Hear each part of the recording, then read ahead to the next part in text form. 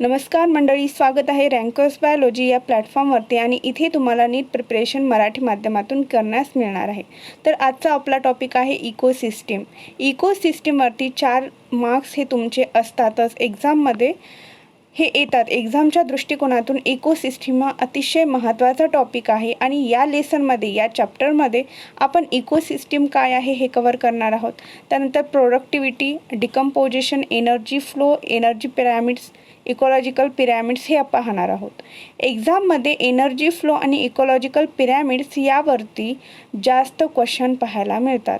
तर हे सगळे टॉपिक आपण इथे कव्हर करणार आहोत. तर चला आता पाहूया इकोसिस्टीम. सगळ्यात सुरुवातीला मी तुम्हाला सांगू इच्छिते की तुम्ही काही जेव्हा रोडवरून येत असता, कुठे जात असतात, तर तेव्हा आपण पाहतो की पावसाळ्यामध्ये रोडवरती जिथे कुठे खड्डा असतो तिथे पाणी साचून बसतं आणि त्या डबक्यामध्ये जेव्हा पाणी साचतं काही दिवसानंतर त्यामध्ये आपल्याला छोटे छोटे कीटक दिसतात, छोटे छोटे इन्सेक्ट दिसतात. ठीक आहे, छोटे छोटे प्लांट्स पण दिसतात, हर्ब्स, गवत वाढलेलं दिसतं. तर तिथे ना एक इकोसिस्टीम तयार होते. त्या इकोसिस्टीम आता ही कशी, तर त्या पॉन्डमध्ये, त्या डबक्यामध्ये छोटे छोटे जे कीटक असतात त्या कीटकांना खाण्यासाठी मोठे कीटक तयार होतात आणि त्या मोठ्या कीटकांना खाण्यासाठी आपण पाहतो की त्यामध्ये बेंडकीसुद्धा असते. ती बेंडकी त्यांना खाते. तर तिथे एक इकोसिस्टीम तयार होते, जी छोटीशी इकोसिस्टीम आहे. इकोसिस्टीम ही छोटीशी असते आणि मोठ्यातली मोठी पण असते. जी आपली पृथ्वी आहे, अर्थ आहे, या बायोस्पिअरवरती सुद्धा इकोसिस्टीम म्हणून बायोस्पिअरला ओळखलं जातं. ही एक इकोसिस्टीमच आहे. यामध्ये प्रत्येक जे बायोटिक प्राणी आहे, ऑर्गॅनिझम्स आहेत, एकमेकांवरून अवलंबून आहेत. जसं आपण अन्नासाठी कुणावर अवलंबून आहोत, तर प्लांटवरती अवलंबून आहोत. ठीक आहे, आणि अशीच ही इकोसिस्टीम तयार झालेली असते. तर इकोसिस्टीममध्ये आपण पाहतो की फॉरेस्ट ही एक इकोसिस्टीम आहे. त्यानंतर माउंटेन जे पर्वतरांगा आहेत, वाळवंट आहेत, ती एक इकोसिस्टीम आहे. त्यानंतर ओशन, सी, तिथे एक इकोसिस्टीम आहे. छोटे पॉन्ड्स, लेक्स, जे तलाव असतात, धरणं असतात, ते सुद्धा इकोसिस्टीम आहेत. तर अशा अनेक इकोसिस्टीमचा अभ्यास इथे आपण करणार आहोत. तर थोडक्यात सांगायचं झालं तर इकोसिस्टीम म्हणजे काय? इकोसिस्टीम हे युनिट आहे नेचरचं, फंक्शनल युनिट आहे नेचरचं. जसं आपण म्हणतो cell is a structural and functional unit of our body. सेलपासून पूर्ण बॉडी तयार झालेली आहे. तसंच या इकोसिस्टीमनी सगळं जे नेचर आहे, बायोस्पियर आहे, ते तयार झालेलं आहे. Ecosystem is a structural and functional unit of nature. तर इकोसिस्टीम काय आहे? Structural and functional unit of nature आहे. इथे तुम्हाला पाहायला मिळेल इकोसिस्टीम काय आहे, तर फंक्शनल युनिट ऑफ नेचर. अनेक इकोसिस्टीम मिळून काय बनतं, तर हे निसर्ग बनतो, हे बायोस्पियर बनलेलं आहे. आता मला सांगा, हे इकोसिस्टीम म्हणजे काय? तर हे इकोसिस्टीम म्हणजे काय असतं की आपल्याला माहिती आहे बायोटिक फॅक्टर आहेत, अबायोटिक फॅक्टर आहेत. इथे आपण रिकॉल करूया. बायोटिक फॅक्टरमध्ये कोण येतं? बायोटिक आणि अबायोटिक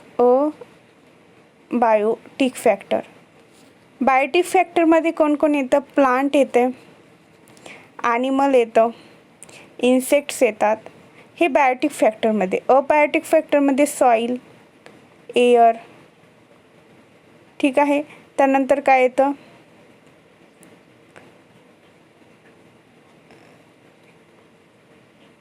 सँड. हे असे अबायोटिक फॅक्टर, वॉटर, हे अबायोटिक फॅक्टरमध्ये येतं. तर जेव्हा लिव्हिंग ऑर्गॅनिझममध्ये एकमेकांमध्ये इंटरॅक्शन होतं. आता हा एक लिव्हिंग ऑर्गॅनिझम आहे आणि हे एक लिव्हिंग ऑर्गॅनिझम आहे, ट्री. जेव्हा लिव्हिंग ऑर्गॅनिझममध्ये इंटरॅक्शन होतं आणि याचसोबत या लिव्हिंग ऑर्गॅनिझमचा इंटरॅक्शन हे फिजिकल इन्व्हायरमेंटशी होतं. जे त्याच्या सभोवताली असतं तेव्हा तिथे इकोसिस्टीम असं म्हणलं जातं. इकोसिस्टीम असं म्हणलं जातं. ठीक आहे. जशी एक झाली, ही झाली एक फ्रॉग. इथे फ्रॉग डिपेंड आहे इन्सेक्टवरती आणि हे याच्या सभोवतालचे जे सराउंडिंग आहे या सराउंडिंगवर हे दोघंही डिपेंड आहेत. तर ही एक काय झालेली आहे, इथे इकोसिस्टीम तयार झालेली आहे. आता फ्रॉगवर कोण डिपेंड असतं, तर स्नेकवरती कोण असतो, वल्चरवरती कोण असतो, असे अनेक. आता ठीक आहे, इथे एक इकोसिस्टीम तयार होते. तर इकोसिस्टीम म्हणजे काय, the interaction between organism with among themselves and surrounding physical environment. त्या लिव्हिंग ऑर्गॅनिझममधील इंटरॅक्शन, त्यांच्यामधील इंटरॅक्शन आणि त्यांच्या सभोवतालचे जे सराउंडिंग असते त्यामधील इंटरॅक्शनला काय म्हणतात, तर इकोसिस्टीम असं म्हणतात. इथे तुम्हाला हा कन्सेप्ट क्लिअर झालेला आहे. For example, many ecologists regard the entire biosphere global is an ecosystem. आपली पृथ्वी एक काय आहे, इकोसिस्टीम आहे. as a composite of local ecosystem on earth. Since this system is too much big and complex to study. आणि ही आता एवढं मोठं biosphere आहे, एवढं मोठं अर्थ आहे, हे आपण अभ्यासाला गेलं तर अवघड जातच, कारण एवढं बायोस्फिअरचा अभ्यास आपण कसा करणार आहात. त्यामुळे इथे कॅटेगरीज केलेली आहेत. ठीक आहे. एक तर टेरेस्ट्रियल इकोसिस्टीम, टेरेस्ट्रियल इकोसिस्टीम आणि दुसरी ॲक्वॅटिक इकोसिस्टीम. इकोसिस्टीमचे किती टाईप आहेत, 2 टाईप आहे. इकोसिस्टीम आहे, इकोसिस्टीमचे 2 टाईप आहेत. त्यामध्ये टेरेस्ट्रियल आणि ॲक्वॅटिक. टेरेस्ट्रियलचे एक्झाम्पल कोणकोणते आहेत, तर टेरेस्ट्रियलचे एक्झाम्पल आहेत फॉरेस्ट, ग्रासलँड, डेझर्ट, वाळवंट. ठीक आहे. ॲक्वॅटिकमध्ये पॉन्ड, लेक, वेटलँड, सी असे एक्झाम्पल येतात. एवढं तुम्हाला कळालेलं आहे का. ठीक आहे. तर हे इकोसिस्टीममध्ये एवढंच आहे की इकोसिस्टीममध्ये काय होतं, तर इंटरॅक्शन घडून येते living organism with themselves and with surrounding environment. ते स्वतःमध्ये इंटरॅक्शन करतात आणि त्यांच्या सभोवतालील जे एन्व्हायरमेंट आहे त्याच्याशी, फिजिकल एन्व्हायरमेंट आहे त्यांच्याशी इंटरॅक्शन करतात आणि तिथे एक इकोसिस्टीम तयार होते. त्यामध्ये 2 कॅटेगरीज विभागली गेलेली आहे, कारण बायोस्फिअर हे अगदी मोठी इकोसिस्टीम आहे.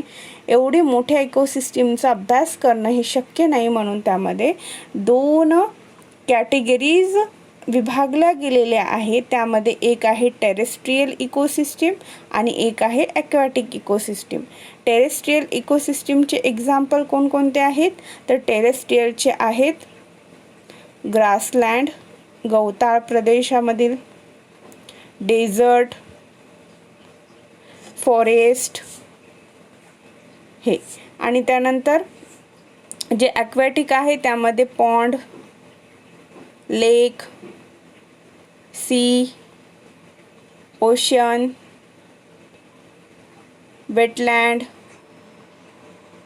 हे आले ॲक्वॅटिकमध्ये. एवढं कळालं तुम्हाला. ठीक आहे. तर आता पाहूया आपण इकोसिस्टीम स्ट्रक्चर अँड फंक्शन यामध्ये काय आहे. In earlier classes you have looked at the various component of the environment, abiotic, biotic. Environment बनलेलंच आहे अबायोटिक आणि बायोटिक कंपोनंट पासून. अबायोटिक कंपोनंट कोणकोणते, वॉटर, सॉईल, एअर हे अबायोटिक. ठीक आहे. बायोटिक कोणते, प्लांट, ॲनिमल हे biotic. You studied how the individuals biotic and abiotic factor affected each other and their surrounding. आपल्याला माहिती आहे हे अबायोटिक फॅक्टर आणि बायोटिक फॅक्टरमध्ये इंटरॅक्शन होतं. बायोटिक फॅक्टर हे अबायोटिक फॅक्टरवर डिपेंडेंट असतात. ठीक आहे. Let us look at this component in a more integrated manner. जसं आपण बायोटिक फॅक्टर आहोत, ठीक आहे, आणि हे बायोटिक फॅक्टर अबायोटिक फॅक्टरवर डिपेंड असतात. म्हणजे आपण श्वसनासाठी एअरवर डिपेंड आहे. एअर काय आहे? अबायोटिक फॅक्टर आहे. असं interaction of biotic and abiotic component result in a physical structure that is characteristics for each type of ecosystem. आणि याच अबायोटिक आणि बायोटिक फॅक्टरचं कंपोनंट्सचं इंटरॅक्शन होतं आणि हे महत्त्वाचं घडून येतं कशासाठी? इकोसिस्टीम तयार होण्यासाठी. Identification and enumeration of plant and animal species of an ecosystem gives its species composition. तर इथे काय म्हणलं गेलेलं आहे की जे आयडेंटिफिकेशन आहे आणि enumeration of plant and animal species, आपण एखादं प्लांट कसं ओळखायचं, ॲनिमल कसे ओळखायचे, ॲनिमल स्पीसीस कसे ओळखायचे, याचं सगळं स्पीसीस कंपोजिशन कोण कोणावरती डिपेंड आहे हे इथं दिलेलं जातं. Vertical distribution of different species occupying different level is called stratification. आणि जेव्हा आपण अशा प्लांट आणि ॲनिमलचं जेव्हा वर्टिकल म्हणजे काय? हे असं उभं. हॉरिझॉन्टल म्हणजे काय असतं? आडवं असतं. तर जेव्हा आपण ह्या वर्टिकल फॉर्ममध्ये ही प्लांट अँड ॲनिमलचं डिफरंट स्पीसीस कोणकोणत्या लेवल ऑक्युपाय करते, जेव्हा आपण ही अशी कंडिशन शो करतो डिफरंट लेवल. आता हे एक लेवल आहे, हे 2 आहे, 3rd आहे, 4th आहे, 5th लेवल आहे. तर याला काय म्हणतात? तर स्ट्रॅटिफिकेशन म्हणतात. याला काय म्हणतात? स्ट्रॅटिफिकेशन म्हणतात. या vertical arrangement of different species occupying the different level. Different species vertically thus distribute the different species occupy the different level. याला काय म्हणायचं? स्ट्रॅटिफिकेशन. वर्टिकल शब्द आला की स्ट्रॅटिफिकेशन लक्षात ठेवायचं. इथे एक्झाम्पल दिलेलं आहे कशाचं? तर ट्रीचं. ट्री याला दिलेलं आहे. तर सगळ्यात खाली काय असतं या फर्स्ट लेअरमध्ये? तर इथे ग्रास असतात. ग्रासच्या वरती काय असतं? हब असतं. हब्स. त्यानंतर काय असतं? श्रब असतं. श्रब्स. त्यानंतर काय असतं? ट्री असतं. त्यानंतर फॉरेस्टमध्येच ट्री येतं. ठीक आहे. तर ग्रास काय आहेत? एकदम प्लांटमध्ये एकदम खालचा लेवल आहे. त्यानंतर हब्स काय आहे? हब काय आहे? ग्रासचाच एक डेव्हलप म्हणजे ग्रासपेक्षा हे थोडंसं डेव्हलप्ड आहे. याच्या जी स्टीम आहे ती कमकुवत असते. ठीक आहे. पण प्लांटपेक्षा तो जास्त स्ट्रॉंग असतो.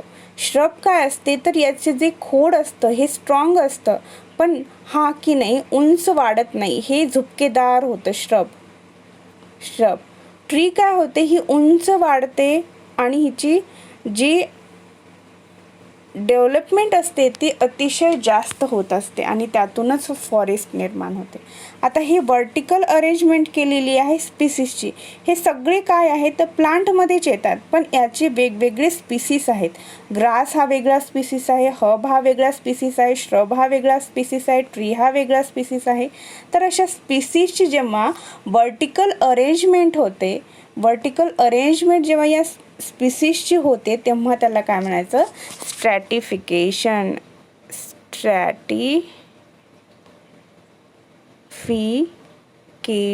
हे लक्षात ठेवा. स्ट्रॅटिफिकेशन म्हणजे काय हे असं विचारू शकतात. इम्पॉर्टंट आहे. आणि मी इथं आता तुम्हाला एक्झाम्पल देते. जसं प्लांटमध्ये स्पीसीस आहे ग्रास, त्यानंतर कोण आहे? श्रब. त्यानंतर काय आहे? हब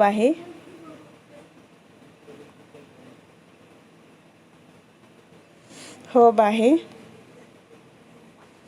इथे आहे श्रब. त्यानंतर आहे ट्री.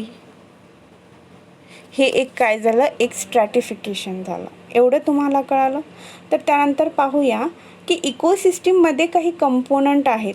त्यामध्ये काय येतं की प्रोडक्टिव्हिटी येते, सेकंड आहे डिकम्पोजिशन येतं, प्रोडक्टिव्हिटी येते, डिकम्पोजिशन येतं, एनर्जी फ्लो येतं, न्यूट्रिएंट सायकल येतं. कारण प्रत्येक इकोसिस्टीम आता सुरळीतपणे व्यवस्थितपणे चालण्यासाठी ह्या सगळ्या गोष्टी त्याला मॅटर करतात आणि ह्या गोष्टी एकमेकांवर कशा डिपेंड आहेत हे आपण नेक्स्ट लेक्चरमध्ये पाहूया. ठीक आहे. तुम्हाला यामध्ये काही अडचण असेल, काही कळालं नसेल तर तुम्ही कमेंट सेक्शनमध्ये नक्की विचारा. लाईक करा, शेअर करा, सबस्क्राईब करा आणि अशाच लेक्चर्ससाठी चॅनलवरती येत राहा.